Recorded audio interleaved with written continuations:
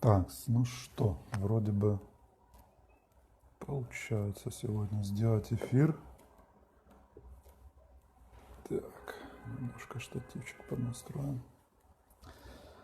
Так. О, Джейк. Just a second.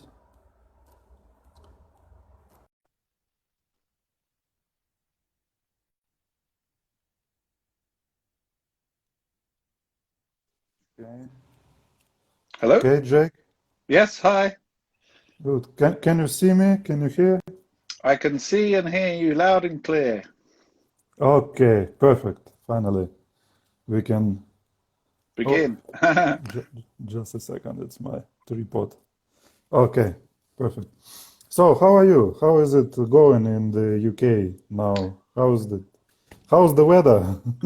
Well, yes, the weather's starting to change a little, so we do have a little rain, but it's not cold yet. Today about 15 degrees, some little bits of sunshine. So yes, it's not quite winter, but it definitely is autumn. So if you look Hmm. at the trees, they're lovely yellow, golden, red, like that. So autumn colors in the parks and in the trees. Okay, I see. It's the same now situation in Krasnodar. It was very hot actually. It's about 29, but today it's a little Wow, bit rainy and 16 or 17. So fantastic. finally, autumn came to our city also. Okay, yes, similar here. So I see. So how is the situation with the COVID? So is W- it? Yes, well, obviously, as you can see from the news, probably in the whole of Europe, the governments are getting quite concerned about the rising in new infections. So yes, they've sort of introduced a traffic light system, or well, free tier system to describe the different parts of the UK. So you've got sort of tier one, which is basically normal, tier two, which is, they're concerned and they put some restrictions in, and then the scary one, tier three, where basically people aren't allowed to sort of leave that area, Mhm. and they close all the businesses and things like that. But at the moment, at the college, of course, the college is open. Students are attending lessons, enjoying themselves. Yeah, so in the college, life is as normal. Yeah, Hmm. So students go into the classes as always. absolutely. I mean, what generally happens for students coming to the UK is for most countries now, they are required to do 14 days self isolation quarantine. Um, Hmm. our college actually opened our accommodation on the 1st of September to allow students who had to do this to come and do it in the college accommodation, where the college staff looked after them and had some, lessons and made them online lessons, made them feel sort of part of the community when they first arrived in the UK, which is very important because 14 days is actually 2 weeks. It's a long time. Um, After that, and some countries didn't have to quarantine, there's a list that keeps being Hmm. renewed. Students joined the classes as normal. Basically, we take their temperature and, on the entrance to the college, ask them to sanitize their hands. We do have a one-way system, in effect around the college. But, in the classroom, students don't have to wear masks unless they want to. Hmm. Teachers wear masks.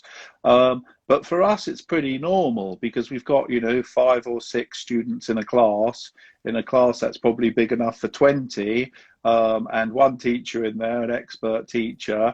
And that's how we've been doing our, lessons, our classes ever since we started the college. So that's pretty normal. All the students, they do their experiments in science by themselves. If they want to work with a partner, that is okay. But we tend to feel the actual learning by doing with experiments is very helpful with, recalling what they need to do step by step when it comes to exams and describing experiments and things like that.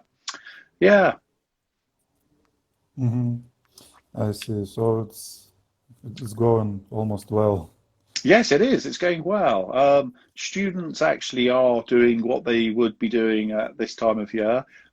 So students are applying to universities. In fact, last week was the end of the UCAS application period. So most of the students in the second year have applied to the universities that they're trying to get into for next September. Something else is quite interesting that we're offering, though. Obviously, around the world, parents, governments, everybody's getting concerned with the increases in COVID cases. Not so many deaths being reported, as before, but still, the number of cases is generally rising everywhere. So what we've sort of been thinking about at the college is offering our students the opportunity to actually stay in the Christmas and New Year's holidays. I Um, see. yeah, because obviously some students might go home to their home country. Maybe it's Russia, maybe it's, Thailand, maybe it's, Colombia. And they might actually be quite required to do 14 days quarantine in their own country. Yes. And then, of course, if they came back to the UK after, their holidays, which probably is about 14 days or 20 days, then they might have to do the quarantine again for 14 days. So, for a lot of students, that might be, quite stressful and sort of a waste of their time. So in the college, we've sent out letters to the parents to say, if you're concerned about your son or daughter, having to do quarantine in the home country and again on returning to the UK, we do have the opportunity to stay in the student accommodation. Of course, have all the meals, be looked after. And of course, as it is the holiday period, we will have some activities and some fun, because obviously all the students and all the families probably want to come together in the New Year's, Christmas period around the world anyway. But we are considering that and we are offering that as an opportunity. We're just waiting for feedback from parents, really, if they like the idea. Yes, I know many schools they're offering the same. So Yeah. they're offering students to stay for Christmas and for this New Year. But I think it Yes. will be a very good experience for students anyway. To Absolutely. Well, although some of the ideas of Christmas and New Year are similar to, say, Russia, hmm obviously Christmas Day is on the same date, but the New Year's holidays, are quite different. And yeah, if they did stay in the UK, obviously we would try to make it like a traditional, UK Christmas experience and New Year to give them something to, enjoy and remember as, oh, it was then when I had to stay in the UK like that. I don't know if Santa Claus will be coming or if someone will be Santa Claus, but we've got time to figure that out. Yeah, Okay. yes. Yes, I see. So there are some questions that are coming here. So one of Okay. them is how will students will take A levels and GCSEs? Next year. Next year, Yes. yeah. The latest is the A levels and the GCSE exams have been postponed or delayed, hmm you could say, for 3 weeks. So they will happen 3 weeks later than they usually do. But the results, I think, will come at the same time, as obviously for both GCSE, those results give you the strongest information of what school you'll be going to study A levels. And obviously, the A level results give you the information of what university you'll be going to. So I think results days will remain the same, although the examination process, again, they're still considering the best way to do that. At the moment, I do think that it is going to be physical examinations taking places in school and following, COVID, sort of social distancing requirements as required at that time. But I don't see all of the exams going to online exams. Yeah. So physical exams, but with, the possibility of them being 3 weeks later than they normally would be. that's the latest, but these things are still being discussed. Mm-hmm. Okay. And another question is how students enter into universities. So how do they apply now? What is the process the same? And Yeah. do you know what about interviews in Oxford and Cambridge? Yes.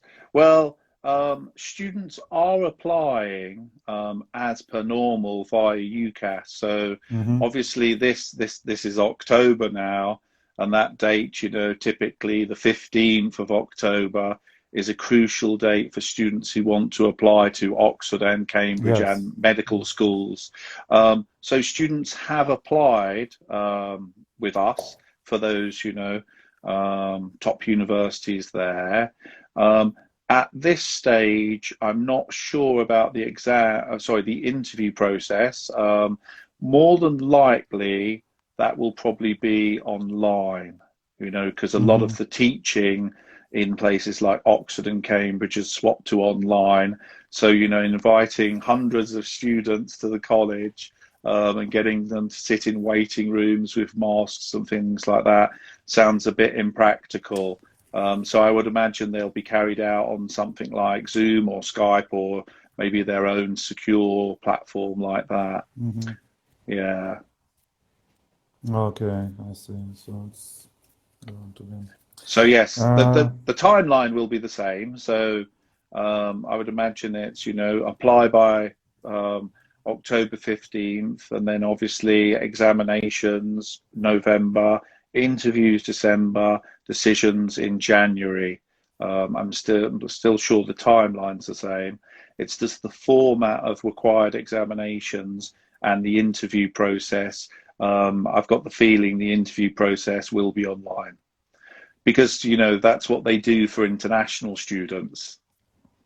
Some mm-hmm. international students are required to go to those top universities to have a physical interview, but obviously.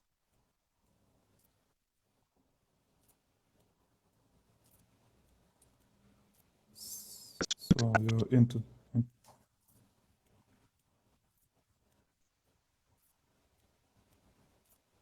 So Jake, I cannot Yeah, hear you. I'm back. Yes, yes, Yes, I'm yes, I here. see. Okay, I see. So let's talk about college. Couple of words, especially some special things about the college. How do students participate in Olympiads? Because I know Yes, that it's one of the favorite thing in our nation. college for sure. Yes, Yes. so even with these restrictions going on, there are, different maths and science Olympiads or competitions at least taking place. Some of those are done by, students taking prepared exams, sending them in to be interviewed. Others are sort of online as well.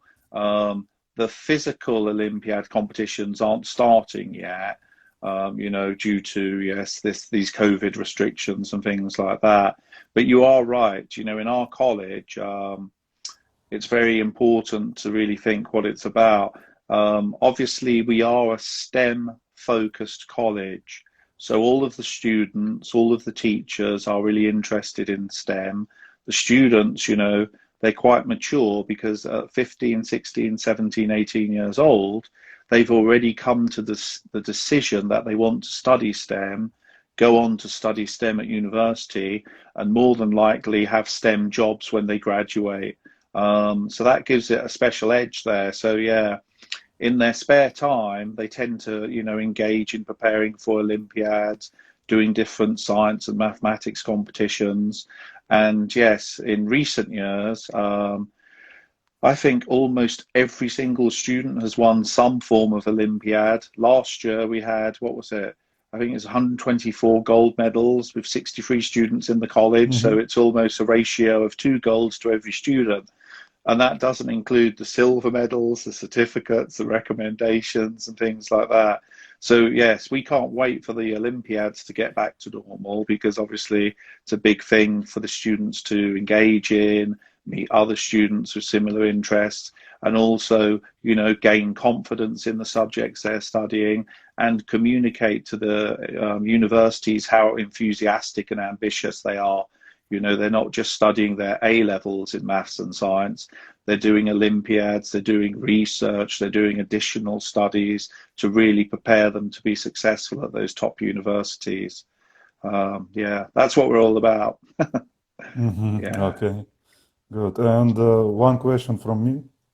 It's I know that your students they have. I know that you have a member of parliament Ah, yes. at college. And what about these activities with the parliament? So are they going there now, or how it goes actually? Well, the latest is this. You know, when we opened the school, one of the key founding members was a member of parliament, actually, for Koventri and Warwickshire, where the college is based. So, you know, obviously he had lots of collateral, lots of knowledge, lots of friends in the local area where the college is, and that was very helpful. You know, I think he was a politician for 40 years, as well as being a politician.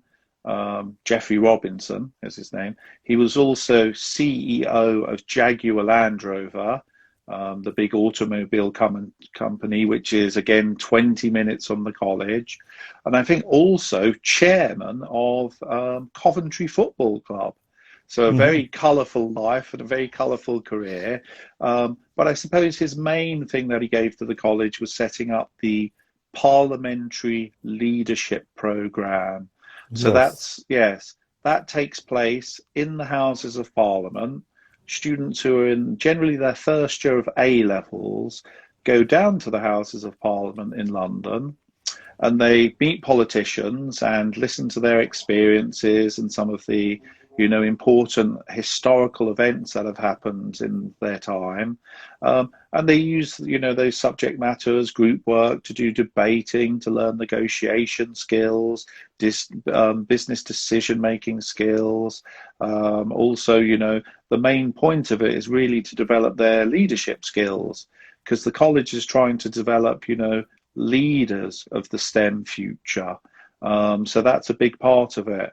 The students really, really enjoy it. You know, it's such a unique experience that the college offers.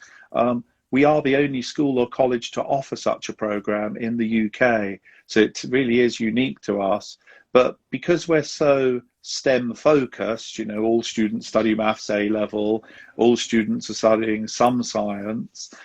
We've tried to widen our program at the college to include, you know, some politics, international relations, leadership skills. We have our drama club to help students, you know, gain confidence and become more natural with their English. So we have quite a lot of things, you know, to sort of broaden their experiences, not just study maths and science all the time, although they do study maths and science all the time. You know, because we only offer maths A level, further maths, biology, chemistry, physics, computer science, you know, economics we can sometimes offer, but you can see, we are strictly STEM. Students can do sport, they can do music, they can do art, they can do volunteering, you know, they can do drama. But typically these are just to sort of have fun, continue their hobbies for relaxation, you know, give them a break from their studies and things like that. But we have great opportunities for those, you know. Sport is in the timetable once a week for all students. We have excellent sports facilities, Olympic swimming pool, 6 tennis courts, basketball, football, like that. And that's just a 2-minute walk from their, you know, their halls of residence from the college. Yeah. So we're so lucky. Yeah. We've got some, you know, great things going on. I don't know if you know, we've got an official medical A-level partnership with Warwick University, because they have a medical school now. Yeah, it's very interesting. So, can you tell a couple of words about this medical partnership? Because now it's quite popular for our students to come to study medicine. Yes. I mean, we're very lucky because, you know, 8-10 minutes walk away from our college is the main campus of Warwick University. As I said previously, you know, our former founder, the politician for Warwick and Koventri for 40 years, obviously knew everybody at Warwick University very well and been there on many occasions. So what we basically did is we started taking our students to Warwick to give them an experience of what being on a UK top 10 campus really felt and looked like. So we would go to different open days, you know, different lectures, they do experiments, science experiments and things like that. And then we decided to actually start up a medical A-level partnership. So the teaching of chemistry, biology and mathematics takes place in our college, and all students do all three of those A-levels. We also prepare them for the BMAT medical entrance exam. We prepare them for the special interview that they will have to get into medical school. We discuss ethics. We help them with their internships. But of course, they go to Warwick University Medical School and they have some lectures there and they work with some of the students there. And the students are very helpful in, you know, communicating their experiences on how they recently got into medical school. So our students tend to be, you know, 16, 17, 18 when they're interested in A levels. Those students who are in medical school might be 18, 19, 20. So it's, you know, quite good. You know, there's this sort of peer-to-peer sort of teaching and, yeah, or learning there. As well as using, you know, or, you know, having the students from the medical school supporting our students, we also have our own medical professionals. So there are doctors, senior consultants and specialist surgeons who work with our students and act as mentors and really communicate the different avenues students who want to study medicine can get into, because obviously it's a big area.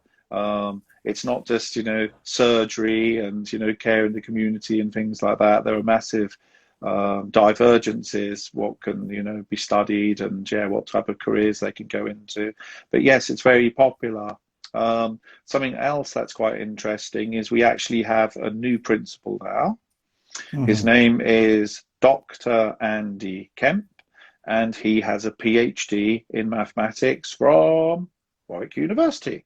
So there you go. So, you know, some of our staff have actually been to Warwick and studied there, not as bachelor students, but, you know, as, yes, master's students and PhD candidates as well. So, of course, you know, we have many formal and informal links to Warwick University, and we're very happy to be in that position. Yeah. Yes, it's interesting. Yeah. Yes, Jake, I wanted to ask you about scholarships. So do you have some scholarships? Because it's, you know, it's quite expensive now for us because of the exchange. Yeah. Yes, sure. Ruble's about 100 to the pound at the moment, isn't it? Yeah, something like this. Yeah. Yes, that's right. So obviously, around the world, you know, currencies are experiencing, you know, devaluations and, yes, stress against other major currencies. So what we like to give the opportunity to all students is this. If you want to join our college, basically you need to be good at maths.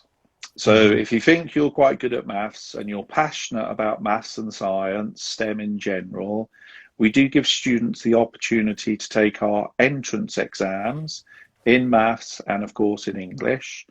And then if a student is requesting some type of scholarship support, based on the results of the entrance exam and the interview with the principal, head of mathematics, head of science, like that, we can come to a better decision there. So scholarship candidates need to be good at maths, and they need to prove that. So the level of maths that we really look at is sort of A-level mathematics.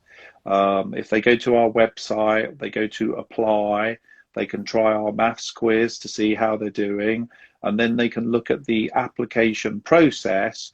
And if they click on mathematics exam, it will actually detail all the subcategories of mathematics, such as algebra, trigonometry, factoring, that they should be familiar with, because these can come up in the tests. Generally, Russian students quite well prepared for that, but they have to be good at maths.